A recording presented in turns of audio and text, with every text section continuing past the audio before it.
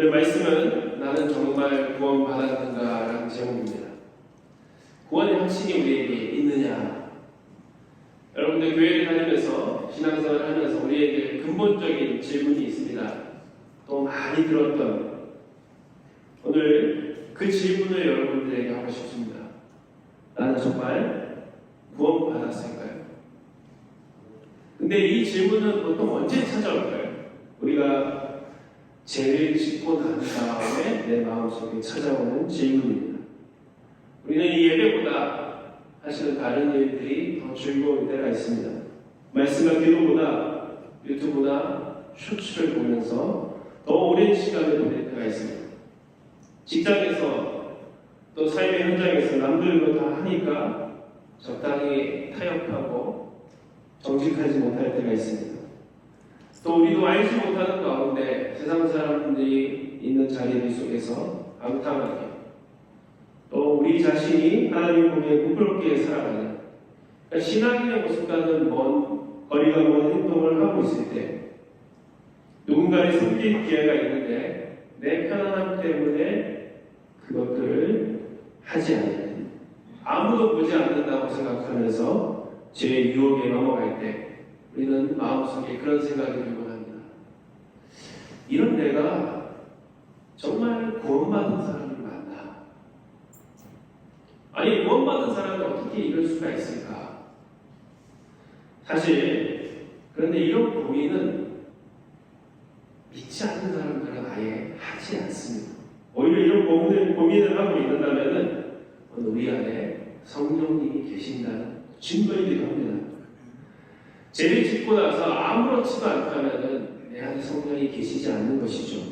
죄를 짓고 나서 마음이 불편하고 괴롭고 하나님 앞에 이 죄송한 마음이 드는 것은 오늘 하나님께서 내 안에서 일하고 계시다는 또 다른 증거라는 것이죠. 오늘 사도 요한은 우리에게 분명히 말합니다. 13절에 보면은 너희가 영생이 있음을 알게 하려고 이 편지를 썼다. 하나님은 우리가 구원받았는지를 모르기를 그리고 불안하게 살기를 원하지 않으십니다. 하나님께서 우리가 구원의 이 확신 가운데 살아가기를 원하시기 때문에 오늘 사도 요한을 통해서 우리에게 알려주시는 것이죠. 여러분 구원의 확신이라는 것이 왜 중요합니까? 어떤 분들은 이렇게 생각할 수 있습니다. 아니 목사님 구원이 그렇게 중요할까요? 사실 우리 눈앞에는 더 중요하게 보이는 문제들이 많이 있습니다. 매일매일 해결해야 될 문제들이 있습니다. 건강의 문제들, 자녀의 문제들, 직장의 문제들, 경제적인 문제들, 인간관계의 문제들 다 해결해야 될 문제들이고 정말 중요한 문제들이죠. 근데 여러분들이 어느 날 건강검진을 받았습니다. 의사가 조용하게 여러분들을 불러서 이제 한 달 정도밖에 살지 못합니다. 이렇게 얘기를 듣는다고 한번 생각해 보십시오. 여러분들 그 말을 듣는 순간에 가장 중요한 것이 무엇이 되겠습니까? 아마 어떤 분들은 이제 재산을 정리하기 시작할 것입니다. 주변 사람들을 만나기 시작할 것입니다. 또 사랑하는 사람들과 더 많은 시간을 하려고 하는 분들도 계실 것이고요. 어떤 분들은 자기의 버킷리스트라고 해서 자기가 그동안 하고 싶었는데 하지 못했던 일들을 다 해야 되겠다, 후회 없이 해야 되겠다고 하는 분들도 계실 것입니다. 근데 아무리 그런 일들을 하더라도 마지막에 남는 질문이 있습니다. 해결되지 않는 질문이 있는 것이죠. 내가 죽으면 나는 어떻게 되는 것인가? 나는 죽으면 어디로 가는 것일까? 애써 우리는 그것을 피하고 살아왔지만 죽음을 정면으로 맞닥뜨려야 될 때가 온다는 것이죠. 저는 사실 비행기 타는 것을 좋아하면서도 무서워합니다. 비행기 탈 때마다 이 비행기가 떨어지면 어떻게 할까? 이런 생각이 들어요. 그래서 비행기 탈 때마다 저는 제 스스로 굉장히 헤매기도를 많이 합니다. 옆에 있는 아내나 딸이 같이 갈 때는 느끼지 못하는 거 저 혼자 눈을 감고 속으로는 계속 기도합니다. 하나님, 제가 지었던 죄를 다 용서하여 주시고 내가 이곳에서 혹시라도 이 비행기가 떨어져서 죽더라도 하나님께 구원받는 사람이 되게 하여 주시옵소서 하면서 제 속으로 막 눈물을 흘리면서 겉으로 흘리는 게 아니라 속으로 눈물을 흘리면서 붕괴를 하는 거예요. 사실 저는 비행기 탈 때마다 그래서 은혜가 더 충만해지는 거예요. 지금까지 감사하게도 한 번도 떨어지지 않았어요. 목사님 저도 그런데 여러분은 어떠시겠습니까? 지금 여러분들이 정말 죽는다면 구원받을 자신이 있으십니까? 모두 우리는 죽음을 맞이합니다. 젊은 사람도 또 나이 많은 분들도 건강한 사람도 아픈 사람도 제가 지켜보니까요. 이 건강하다고 하시는 분들이 사실은 오히려 갑작스럽게 돌아가시지 아프고 여기저기 힘들다고 하시는 분들 병원에 자주 가고 약 많이 드시는 분들 오히려 오래 살더라고요. 뭐 흔히 골골백년이라는 말이 있지 않습니까? 사람의 인생은 아무도 모른다는 것이죠. 저도 오늘 애틀란타 하이웨이를 타고 몽고메리에서 이제 넘어졌는데 갑자기 차가 사고가 나가지고 꽉꽉 막히더라고요. 도저히 뭐 풀릴 줄 알았더니 도저히 풀리지 않아요. 그래서 제가 장로님께도 전화도 주고 권사님께도 전화를 드려서 혹시라도 제가 못 가게 되면 어떻게 해야 될지 감사하게도 길이 풀려서 이렇게 오게 됐는데 오면서 봤더니 자동차 하나 많이 불에 타버렸어요. 정말 여러분들이 운전을 하면서 고속도로를 달리고 있을 때 당장 몇십 초 앞에 이런 사고가 생길 것을 예상하고 가는 분이 어디 있겠습니까? 그리고 내가 혹시 그런 사고를 당할 거라고 생각한 사람은 아무도 없을 것입니다. 내게 이 죽음이라는 것은 갑자기 찾아오는 것이죠. 그리고 이 죽음 이후에는 영원한 생명이 있습니다. 그것을 영생이라고 하지 않습니까? 그래서 가장 중요한 것은 오늘 내가 죽은 다음에 영원한 생명을 가질 수 있는가? 우리 우리가 얘기하는 그 천국에 갈 수 있는가? 그 천국은 하나님이 계신 곳이지 않습니까? 내가 하나님과 함께 할 수 있는가? 그 문제를 해결해야 된다는 것이죠. 그래서 이 구원의 확신이라는 것은 사실은 믿음의 삶에서 선택사항이 아닙니다. 반드시 우리가 확인해야 될 문제라는 것이죠. 근데 이 구원의 확신이라는 것은 어떻게 가질 수 있을까요? 많은 사람들은 이렇게 생각합니다. 내가 신앙생활을 하면서 부흥회에 참석하거나 기도하면서 가슴이 뜨거워졌던 그런 경험을 했던 분들, 그런 분들은 내가 구원받았다는 그때 내가 어떤 성령 체험을 하고 구원받았지, 내가 예수님을 어떤 인격적으로 만나는 시간들을 기억하시는 분들, 그때 내가 구원받았지. 그런데요, 갑자기 우리의 마음은 차갑게 식어지기도 합니다. 그럼 내 안에 그 의심이 다시 생기기 시작하는 것이죠. 내가 그때는 구원받은 것 같았는데 지금의 나의 모습을 보니까, 나의 감정을 보니까 구원받지 않은 것 같아요. 이 감정이라는 것은 늘 변한다는 것이죠. 어떤 날은 기도만 해도 은혜가 넘칠 때가 있습니다. 기도가 잘 될 때가 있어요. 마음의 평가에 올 때가 있습니다. 근데 어떤 날은 기도가 지루할 때가 있어요. 기도가 안 될 때가 있고 막힐 때가 있습니다. 어떤 날은 찬양만 들어도 그 찬양을 잘하고 못하고가 아니라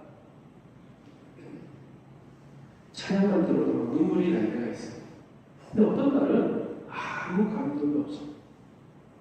만약에 구원의 기준이라는 것이 나에게 있다면, 그리고 나의 감정에 있다면 우리는 매일 구원을 받았다가 잃어버리는 것을 반복해야 할 것입니다. 근데 성경은 그렇게 말하지 않습니다. 오늘 우리의 구원의 기준은, 근거는 우리에게 있다고 얘기하지 않아요. 구원의 근거는 감정이 아니라 성경은 하나님의 약속이라고 얘기합니다. 오늘 11절과 12절입니다. 또 증거는 이것이니 하나님이 우리에게 영생을 주신 것과 이 생명이 그리 안에 있는 그것이니라. 아들이 있는 자에게는 생명이 있고 하나님의 아들이 없는 자에게는 생명이 없느니라. 여러분, 이 말씀은 아주 단순합니다. 구원, 영원, 생명은 어디에 있습니까? 여러분이 아무리 착한 행동을 해도 그 착한 행동에 있지 않습니다. 여러분이 봉사를 해도 그 봉사 안에 있는 것이 아닙니다. 때로는 우리가 교회를 열심히 다니고 사실은 교회를 열심히 다니는 것 자체가 중요하고 필요하지만 그것 자체에 있는 것이 아니라 구원은, 성경은 예수님 안에 있다고 얘기합니다. 예수님이 있는 자에게는 생명이 있습니다. 예수님이 없는 자에게는 생명이 없습니다. 예수님을 믿는 자에게는 생명이 있습니다. 예수님이 나의 죄를 대신 짊어지시고 내가 하나님 앞에 갈 수 없었는데 하나님과 나의 화해케 하시고 예수님의 그 십자가의 은혜로 내가 하나님 앞에 갈 수 있는 길을 열렸다는 사실을 믿는 사람에게는 구원이 있다는 것이에요. 구원의 핵심은 내가 얼마나 훌륭한 사람이냐가 아니라 내가 예수님을 믿고 영접하고 있느냐에 있다는 것이죠. 바로 요한복음 1장 12절이 그 말씀입니다. 영접하는 자, 곧 그 이름을 믿는 자들에게는 하나님의 자녀가 되는 권세를 주셨으니. 여러분, 하나님의 자녀가 되는 것은 미래의 일이 아닙니다. 바로 지금 이 순간 우리가 예수님을 믿는 순간에, 예수님을 나의 구주로 영접하는 순간에 우리는 하나님의 자녀가 되는 것이고, 그리고 오늘 그 하나님의 자녀가 되는 자에게 성령을 보내주셔서 오늘 내 안에서 나와 동행하시면서 하나님의 말씀대로 살아갈 수 있는 힘을 주신다는 것이죠. 유명한 설교가인 찰스 스펄전은 이 믿음에 대해서, 구원에 대해서 얘기하면서 이 구원에는 세 단계가 있다고 얘기했습니다. 첫 번째는 지식입니다. 복음은 들어야 된다는 것이죠. 그래서 성경을 읽어야 되는 것이고 계속 예배를 나와야 되는 것이고 계속 말씀을 접하는 시간들이 있어야 된다는 것이죠. 가만히 있으면은 들어줄 수가 없습니다. 둘째는 이제 그 들었던 것을 믿는 단계입니다. 복음이 사실이라는 사실을 믿기 시작하는 것이죠. 세 번째는 믿음의 마지막 단계입니다. 구원의 마지막 단계입니다. 신뢰하는 것입니다. 이제 내 삶 전체를 예수님에게 맡기는, 신뢰하는 단계로 갔을 때 그 믿음이 가장 깊은 단계로 가는 것이죠. 진짜 믿음은 단순히 예수님이 존재한다는 사실을 아는 것이 아닙니다. 많은 사람들이 교회를 다니지만 사실은 예수님이 존재하는 것을 믿는 것에 멈춰 있습니다. 진짜 믿음은, 진짜 구원은 예수님에게 내 영혼을 맡길 때 시작하는 것이라는 것이죠. 주님, 저는 저 자신으로는 구원받을 수 없습니다. 오직 십자가의 은혜만 의지합니다. 그렇게 고백할 때 하나님은 그 믿음을 보시고 구원을 허락하여 주십니다. 그렇다면 구원받는 사람에게는 어떤 증거가 있습니까? 여기서 또 한 가지 질문이 생기는 것이죠. 그럼 구원받았으면 내가 아무렇게나 살 수 있나? 어떤 사람들이 이렇게 얘기합니다. 구원받았으니까 더 이상 죄를 짓지 않는다. 특별히 이단 중에는 구원부가 그렇게 얘기합니다. 당신 구원받았으니까 이제 어떤 죄를 지어도 다 용서받는다고 그렇게 얘기를 합니다. 근데 성경은 그렇게 얘기하지 않습니다. 구원받은 사람들의 증거가 나타나야 된다는 것이. 그게 무엇입니까? 바로 삶의 변화입니다. 고린도전서 5장 17절을 보게 되면 누구든지 그리스도 안에 있으면 새로운 피조물이라. 이전 것은 지나갔으니 보라 새 것이 되었다. 여러분, 새로운 피조물이 되었다는 것은 완벽한 사람이 되었다는 뜻이 아닙니다. 여러분들 다 세례를 받으셨을 것입니다. 특별히 한국에서 군대를 다녀오신 분들은 초코파이 하나 때문에 세례를 받기도 했을 것입니다. 그렇게 세례를 받는 것, 그 세례의 핵심은 무엇입니까? 특별히 침례교라고 해서 베프티스트 처치 같은 곳에서는 이 세례는 물속에 들어갔다 나오는 것을 굉장히 강조합니다. 사실은 성경의 침례, 세례는 물속에 들어갔다 나와야 돼요. 현대 교회에서 그렇게 하지 않는 이유 중에 하나는 그런 환경을 만들기가 어려운 것이죠. 근데 이 물속에 들어갔다 나온다는 것이 무엇을 상징하는 것입니까? 세례를 받을 때 물에 들어간다는 것은 이전에 내가 죽었다는 것입니다. 그리고 물속에서 나올 때 이 말씀을 읽어줍니다. 새로운 생명이 되었다. 근데 그 물속에서 나오는 사람은 전혀 바뀐 것이 없어요. 완벽한 사람이 된 것도 아닙니다. 왜 새로운 피조물이 되었다. 그렇게 선포하는 것입니다. 이제 이 사람의 삶의 방향이 달라졌다는 것입니다. 그 사람이 생각하고 고민하고 선택하는 방향이 달라진 삶을 살아갈 것이라는 선포라는 것이죠. 구원받았음을 예수 그리스도로 말미암아 나의 죄가 용서받았음을 믿는 사람들은 예전에는 죄를 지으면서도 양심의 가치가 없었다면 이제는 죄 때문에 괴로워합니다. 예전에는 하나님에게 관심이 없었습니다. 그러나 이제는 하나님을 알고 싶어집니다. 예전에는 말씀을 읽고 싶지 않았습니다. 이제는 이상하게 말씀을 읽고 싶어지고 가까워지고 싶습니다. 예전에는 기도하라 그러면 이 기도 자체가 부담이었습니다. 목사님이 주변의 사람들이 20분 이상만 기도해야 된다 그러면은 그 20분을 어떻게 채워야 되나 그렇게 생각했는데 구원받은 사람들은 이제 기도가 즐거워지기 시작합니다. 왜냐하면 이 기도는 듣는 분이 계시기 때문이죠. 기도에 응답하는 분이 계시기 때문이죠. 물론 또 우리는 넘어집니다. 또 실수합니다. 부족합니다. 그러나 정말 중요한 것은 죄 가운데 있을 때 평안해질 수가 없다는 것이죠.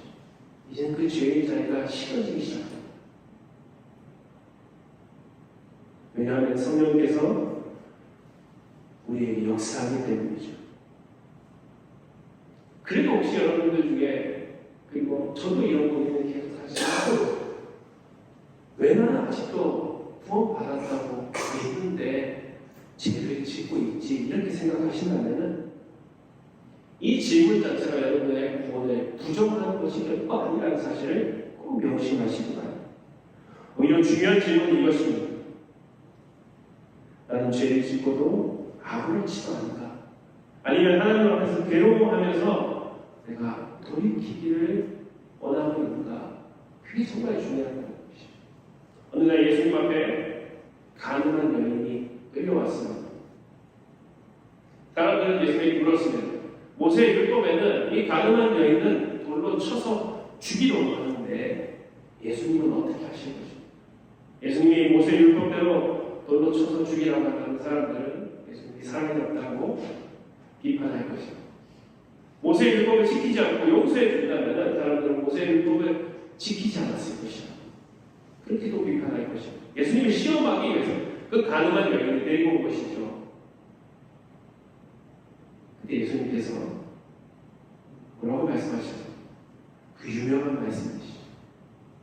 너희 중에 죄 없는 자가 치라. 그 말씀을 들은 사람들은 하나둘씩 사라지기 시작했습니다. 그 가난한 여인만 남았습니다. 그런데 예수님께서 그 가난한 여인에게 이렇게 얘기했습니다. 여인아, 나도 너를 정죄하지 아니하노니 이제 죄인이라고 하지 않을까? 너희 죄를 나는 묻지 않겠다. 근데 정말 중요한 것이 뭐지 않느냐? 다시는 죄를 짓지 마라. 여러분, 그 여인의 삶은 성경에 기록되어 있지 않지만 그 여인은 어떻게 살았을까요? 다시 가능한 삶을 살았을까요? 아닐 것입니다. 나를 용서하신 그 예수님의 말씀을 기억하면서 죄의 유혹이 오고 삶이 힘들어도 자신을 지키기만 했어요. 성령께서 계신 사람은 정말 중요한 것은 죄에 넘어지지 않는 것이 아니라 죄와 싸우는 것입니다. 죄를 민감하게 생각하는 것이죠.